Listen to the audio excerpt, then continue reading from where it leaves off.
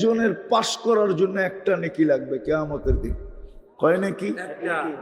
এক নেকি দিলেই কি আল্লাহ বলবে যা নিয়ে আয় কারো কাছ থেকে, সুযোগ দিলাম, সিদ্ধান্ত দিলাম না, দেখ কেউ দেয় কিনা।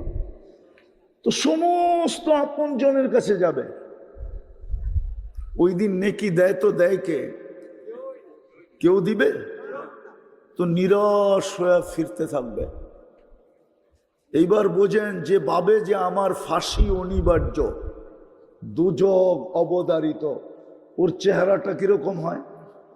তো অপরিচিত একজন দূরের থেকে ডাকবে এদিকে, তো যাবে, বলবে তোমাকে তো চিনলাম না। বলবে তোমার চেহারার এই অবস্থা কেন? তোমাকে তো চিনি না, বইলা কি লাভ হবে? যাদেরকে চিনি তাদেরকে বললাম, কোনো কাজে দিল না। মা বাবাকেও বললাম, তাও কাজে দিল না। তোমাকে তো চিনি না। কারে বইলা দেখ না, কাজে দিলেও তো দিতে পারে। তো বেশি বিরক্ত করলে জিদের ঠেলায় বলে না, বেশি বিরক্ত করলে কি কয়? জিদে বলে না।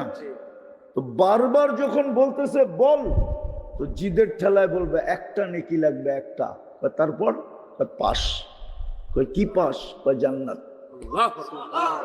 তো জ্যাবের থেকে বাড়ি করে কইব এইলো একটা নেকি। আল্লাহু আকবার। জাহেন থেকে একটা নেকির লিখে চেহারার এই অবস্থা, ওর কি খুশির শেষ থাকবে?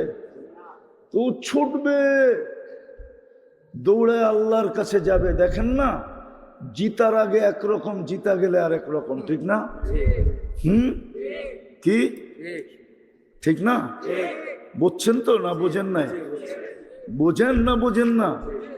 বাংলাদেশের মানুষের স্বভাব জিতার আগে একরকম, জিতার পরে আর চিনি না আপনারা, ঠিক না? হ্যাঁ, চিনি না।